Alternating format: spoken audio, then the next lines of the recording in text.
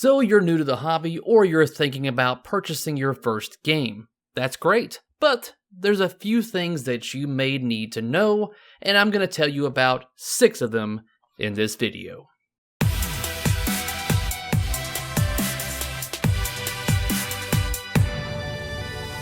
What's up guys, and welcome back to my channel where I talk and do everything pinball. So if that sounds interesting to you, then hit that subscribe button down below. First and foremost, a big thank you and shout out to all of my Patreon supporters because they have bought me a new camera right here, and I'm really liking the look of the colors and the options I have for it.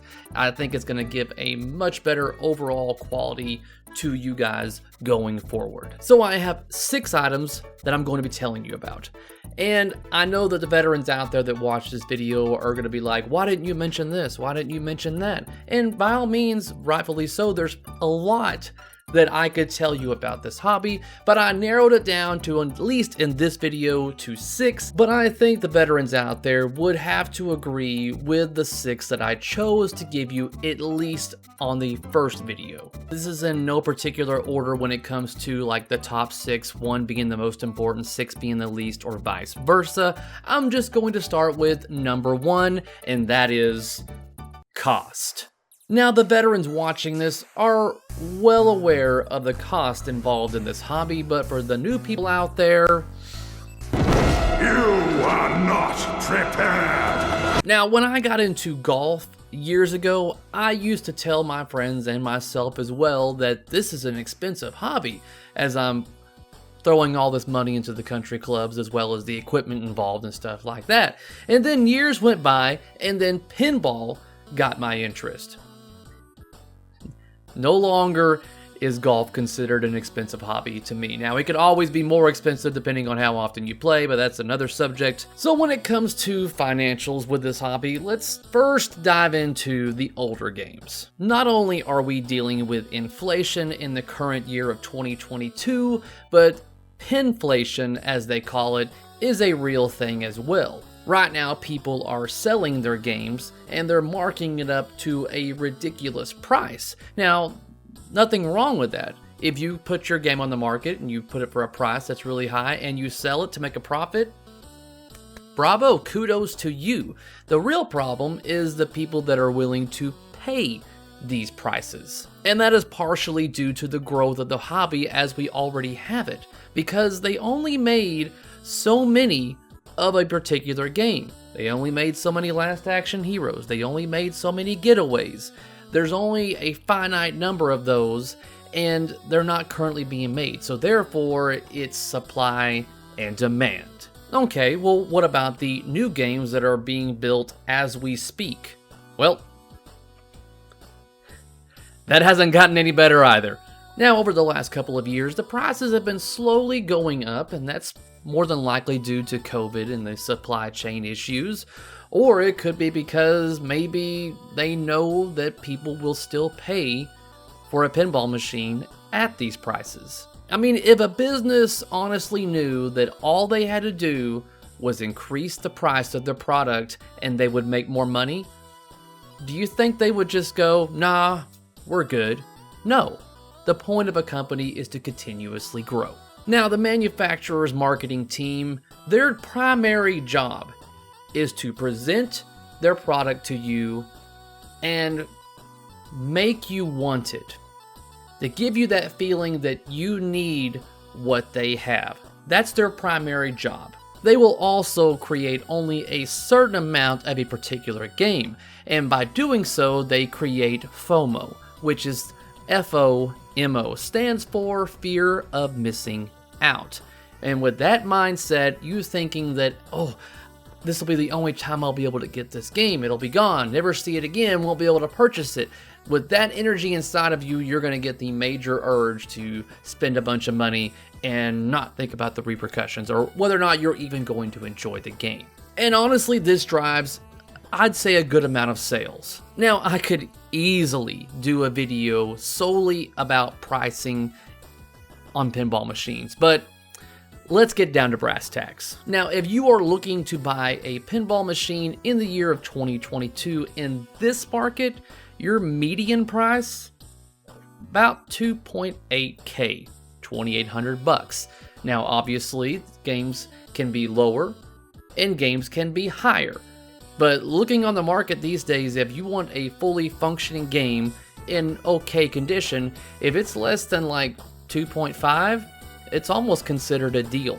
It always depends on the game and the brand, of course, and that brings me to another point, that buying a pinball machine is very similar to buying a car. Now, because it depends on the quality and the make of the vehicle. I don't think you would spend $30,000 on a 1992 Ford Taurus, but you might spend $30,000 on a 1992 Porsche. Just saying. Same year, different make, different quality. Same thing goes for pinball machines. So when you ask the question, how much for a pinball machine, it's the equivalent to asking how much for a car. There are many other variables to consider, but if you need a range, a pinball machine can cost from anywhere under $100, which is typically your older, like pre-1977 electromechanical machines that obviously need some work. They're out there. All the way up to and even past $15K. But for the current price of new in-box machines, also known as NIB, you're looking at an average price of $7.5K, and that also depends on the manufacturer and the tier of that machine. But the price of the game isn't the only cost that you should be thinking about in this hobby, which brings me to point number 2. Repair and maintenance. Now, if you think that owning a pinball machine is going to be easy, you can just set the machine in your house or your game room, play it, have no problems, never have to remove the glass, you are in for a rude awakening. There's an engineering rule. If it moves, it will break. And since pinball tends to be primarily mechanical with a lot of moving parts, then the chances are you're gonna have some problems down the road. Now, even if nothing ever breaks, you have a machine that just runs like no problems, nothing ever breaks, you will still need to be removing the glass to clean the playfield and clean the rubbers routinely depending on how often you play it. Now, obviously, you could, if it never breaks and you never clean it, the machine will keep playing, but honestly, you're going to be degrading the machine over time. And when it comes to reselling this to someone else, they're definitely going to prefer to buy from someone who has taken care of the machine. If you need information on how to go about cleaning your game, I released a video for the year of 2022. You can find it on my channel. I'll put a link in the description down below. Now, if your game does break down, then you need to be prepared for additional cost, whether it be having a tech come out there or buying replacement parts, which is a hint on number 5 on my list. Either start educating yourself on pinball repair, or if you have the means, get a technician out there, but let it be known that chances are the rate's going to be maybe $75 an hour, plus any other additional costs that they may include. There are tons of sources online to assist you in learning how to repair your issue, whether it be YouTube or Pinside forums or even Facebook. They have help pages on there as well. Those are great sources of information in this hobby. We have plenty of people out there that are highly educated on particular systems or even a particular game in general. Look for these sources online. By all means, like I said, I listed them off: Facebook groups, Pinside, as well as even YouTube. For you new in-box purchasers, if something happens to your game, then you need to contact your distributor. The distributor will get in touch with the manufacturer and figure out what needs to be done. Their job is to take care of you as their customer, so by all means, use them. So basically, a pinball machine or machines will require money and effort throughout their entire life. So if you want to reduce the cost of that, then you need to learn how to fix it yourself, as well as keep your game clean. Now, of course, if you don't feel comfortable performing these technical tasks yourself, get a technician out there. The chances are very likely, if you don't know what you're doing, that you're gonna make the problem even worse. Number 3 is addiction. It always starts with one, guys. I remember I used to only want just one pinball machine in my house. That was it. That was my goal at the time.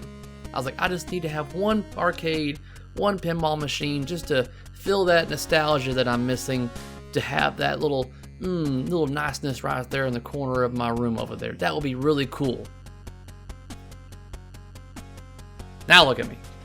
Not including the machines I've got on the other side of the house. I mean, we don't ever use the dining room anyways. And I'm not the only one that has had this problem, guys.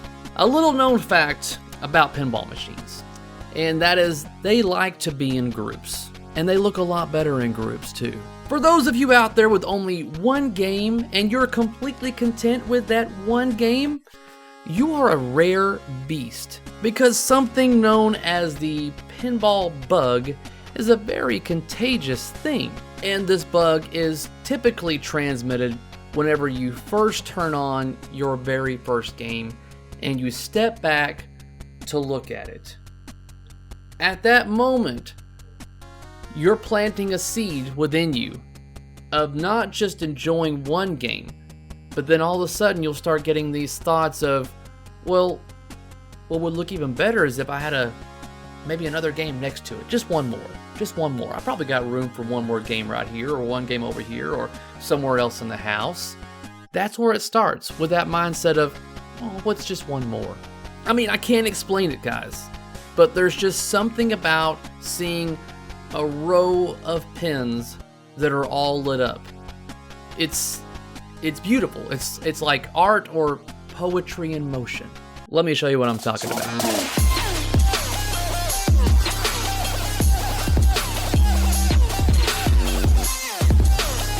See what I mean? Now, is the bug a bad thing? It can be if you can't control it. I mean, you could lose your house for all you know, or your love partner, whatever. But just understand, guys, that you do not need multiple machines. What did you say? You don't need it. You're just really gonna want it. And the thing is, if you want to be a pinball enthusiast, then technically you don't even need to own one game.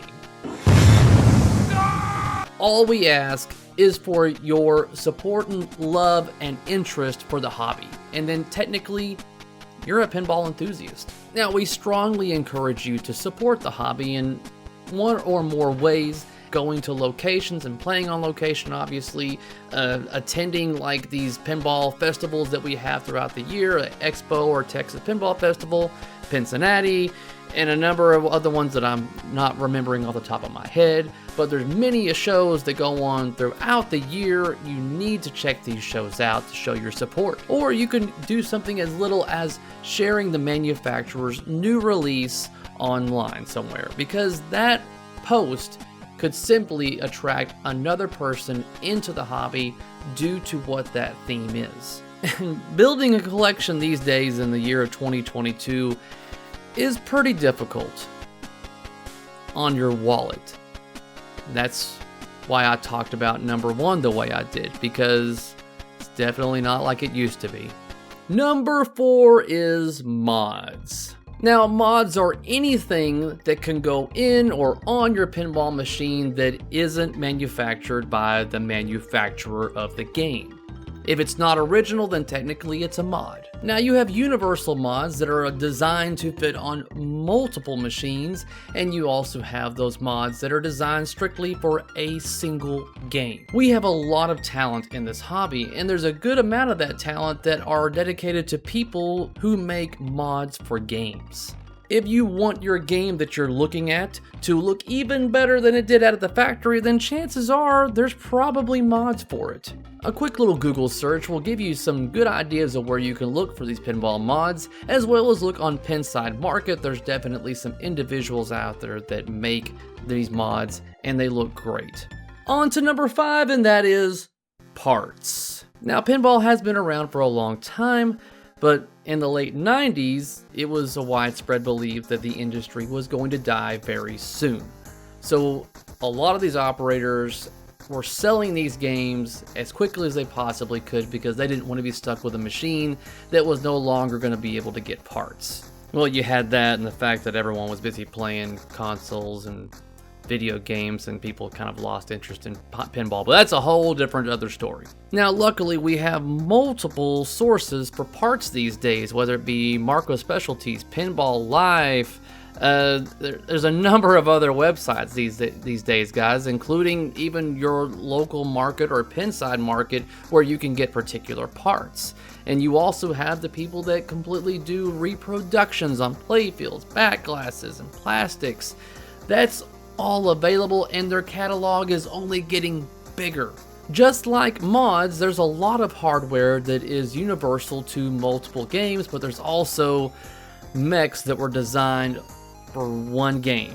And so certain games are still not able to get parts, but they are definitely going to be getting there down the road. My suggestion when you're looking at a particular game is to look online to see what all parts are available. Let me just give you an example with my World Cup Soccer. Let's say you found a really nice looking World Cup Soccer online. You could purchase it, but they do say that the soccer ball is missing. Now, that's a very big part of the game. If you don't have that, then that game is going to play horrible. So then I would recommend that you look online to see what all is available for this game. You know what? Let's see if the soccer ball is available. It is. It's available on Marco Specialties, guys. So there you go. That's nice. I know at one point they were out of stock, so it's nice to see it's back in stock. But yeah, that's just something to think about when you're looking at an old game, is to see what all is available for it. That way you can keep it going for longer. Now, obviously, I'm speaking about older games. What about the newer games, Cary? What about the games that we just bought and we have something that's broken on it? Like I mentioned earlier, call your distributor. They will take care of you and get the parts you need. Now, on to number 6. Last but not least, scammers. Now, the scammers have been around since I can remember first selling pinball machines, like on Craigslist or looking to buy one. When it came to them sending me a check or money order and little iffy tactics, I never fell for it, but they were definitely out there. Now, after all these years have passed, not only has pinball evolved and the hobby grown, then therefore the scammers are even more into it, and they have evolved as well, creating websites that look legit, and you would think that it was legit by looking at it if you didn't know any better. The thing is to look for is the pricing on it. If the prices seem too good to be true, it probably is. They will tend to have images up and pricing, and then of course you can always give them money and they will take it and run. My advice to you on purchasing a new in-box machine is to only purchase through an authorized distributor. Each manufacturer's website should have a distributor list available. Then you can go to them, give them a call, and they will take care of you. But do not trust a website. And if anything else, feel free to vet this website, like using Pinside or even Facebook. To those of us that are very knowledgeable in the hobby, can let you know whether or not this website is real or fake. We like to flag these websites so that way no one can be hurt by them also. If you're looking to buy an older game, I would be hesitant on buying a game that requires shipping. That's just me. But a lot of the times for us pinball enthusiasts, when we purchase a game, we always like to look at the game in person and play it before we put the cash on the glass. But without a doubt, there are reputable people out there with a history that you can view to let you know whether or not your money is going to a legit person and they will follow through. That's why Pinside Market is also a good thing, because by going to these particular classified ads, you will get to see the history of said seller and whether or not you feel a little more confident in throwing that cash out there. And that is my list of 6 things you need to know about when getting into the pinball hobby. Out of these 6 items I mentioned, which one do you feel was most informative? Let me reiterate again, that's cost, then repair and maintenance, addiction, then you have mods, then you have parts, all followed by scammers. And then that's evidently that spells cramps. Huh. Thanks for watching, guys. By all means, give me the thumbs up if you liked the video or even learned something. And if you haven't already, I have a subscribe button down here. Ding my dong, that way you can be notified of whenever I upload something for your viewing pleasure. And until next time, guys, peace out.